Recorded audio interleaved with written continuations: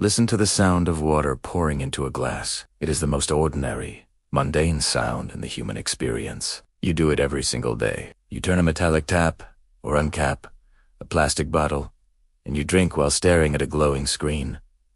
Lost in the chaotic noise of the modern world, you swallow absent-mindedly, treating the liquid as nothing more than a chemical necessity for biological survival. But what if I told you that the water currently touching your lips carries a dormant, primordial intelligence? In the forgotten shadows of history, hidden deep within Gnostic manuscripts that survived the fires of the early church, a profound secret was recorded, a secret about the private life of Jesus of Nazareth. Before a single drop of water ever passed his lips, he engaged in a ritual that took exactly 2 minutes. He did not merely bless his food and drink as an empty, polite tradition. He placed his hands around the clay vessel, lowered his breathing, spoke ancient Aramaic syllables directly into the liquid, and drank with terrifying, absolute awareness. This was not a theatrical religious gesture. It was a highly sophisticated, quantum spiritual technology. What Jesus understood to millennia ago, a profound truth that modern quantum physics and molecular biology are only just beginning to map, is that water is not simply H2O.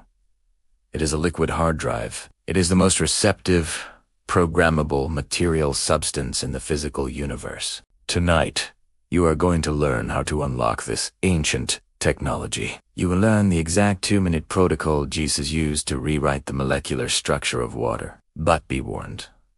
Once you understand the architecture of this secret, you will never look at a simple glass of water the same way again. Are you ready to drink the light? To understand the sheer magnitude of this practice, we must step outside the sanitized, orthodox version of history and enter the harsh, mystical landscape of first-century Judea. Long before Jesus walked the dusty roads of Galilee, a sect of mystics known as the Essenes lived in the desolate caves of Qumran near the Dead Sea.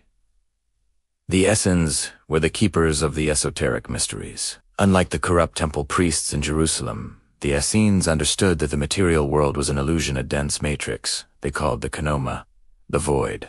But they knew that the divine resided in the Pleroma, the realm of infinite, pure light. For the Essenes and later for Jesus, water was the ultimate threshold. It was the only substance that existed simultaneously in both realms. It was the physical bridge between the heavy density of earthly matter and the weightless subtlety of divine light. This is why the Essene communities obsessed over the mikvah immersion in living water. But Jesus evolved this practice. He understood that you did not just need to submerge the body into water. You needed to submerge the water into the consciousness of the divine, and then ingest it. In the apocryphal Gospel of Thomas, John 108, Jesus whispers a cryptic truth.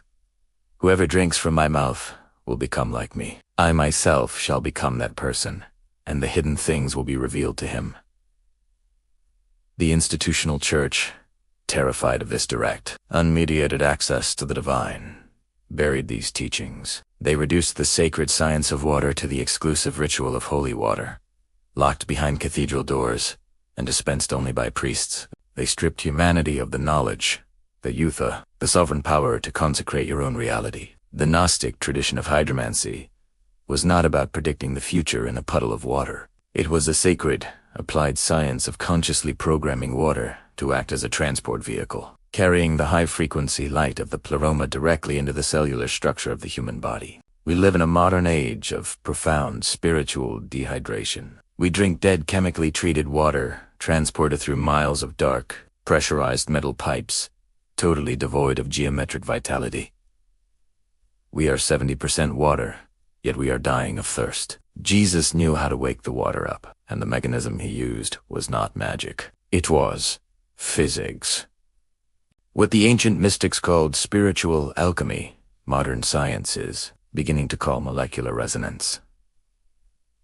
The two vocabularies, separated by 2,000 years, are finally bleeding into one another. In the late 20th century, a Japanese researcher named Dr. Masaru Emoto shocked the global scientific community. He placed water in Petri dishes, exposed it to specific words, emotions, and electromagnetic frequencies, and then flash-frozen the droplets to photograph their crystalline structures under high-resolution microscopes.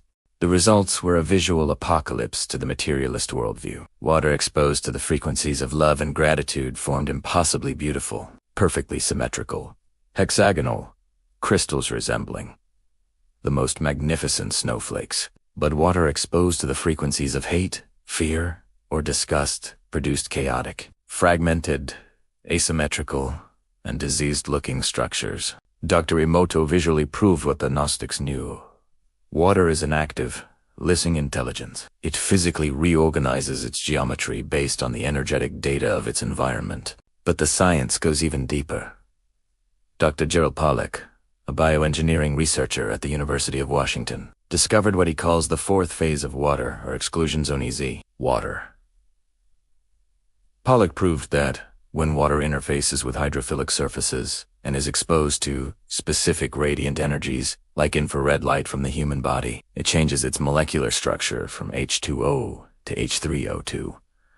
It becomes a liquid crystalline battery that stores and transmits energetic information. When Jesus cupped his hands around a simple clay vessel, he was not performing a passive religious pantomime. He was executing a bioelectrical transfer. The HeartMath Institute has empirically proven that the human heart generates an electromagnetic field that is 60 times greater in electrical amplitude than the human brain. This toroidal field extends several feet outside the physical body. By holding the water close to his chest and focusing his awareness, Jesus was literally bathing the liquid crystal of the water in the coherent, high-frequency electromagnetic field of his own Christified heart. He was overriding the dead, chaotic memory of the water with the pure, symmetrical, geometric perfection of the Pleroma. He was transforming ordinary water into a liquid medicine for the soul. And the most subversive part of his teaching was this. He insisted that this was not a miraculous power reserved only for the Son of God.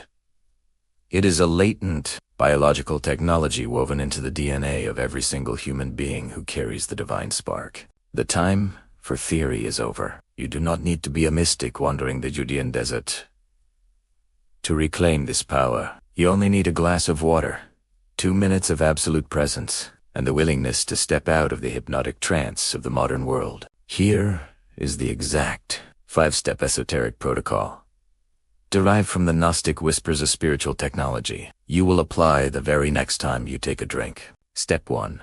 The coherence of the vessel, the tres breaths. Before you even touch the glass, you must alter your neurobiology. If you attempt this while thinking about your stressful emails or your financial anxieties, you will imprint chaos into the water. Sit still. Take 3 deep, agonizingly slow breaths. Inhale for 4 seconds, hold for 4, exhale for 4. This specific rhythm hacks your vagus nerve, pulling your nervous system out of the modern fight-or-flight survival mode and dropping you into parasympathetic coherence. You are shifting your brain waves from chaotic beta to receptive alpha. You are preparing the transmitter. Step 2.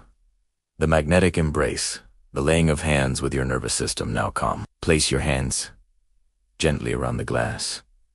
Do not hover over the top. Place your palms on the sides, embracing the physical space. The palms of your hands contain powerful minor chakras energy emission points directly wired to the heart center. By framing the glass this way, you are placing the water directly inside the crossfire of your heart's electromagnetic toroidal field. Hold this position in total silence for 30 seconds. Step 3. The ignition of the Pleroma. Bring your mind's eye to the center of your chest, the seat of the monad, the divine spark that connects you to the infinite source. Visualize this spark igniting into a brilliant, warm, golden light. See that light travel deliberately down your arms, pooling into the palms of your hands, and bleeding directly through the glass into the water. This is not childhood imagination. This is the conscious direction of quantum energy. You are uploading the light of the Pleroma into the liquid hard drive. Step 4. The Cymatic command, the sacred utterance. Jesus used Aramaic syllables to physically vibrate the air around the water. Sound is Cymatics. It forces matter to organize into geometric patterns. You must speak out loud. A whisper is enough, but the vocal cords must vibrate. Speak a command of profound gratitude and recognition. You may say, I am the living water. I absorb the light of the source. Thank you for bringing the divine origin into every cell of my body.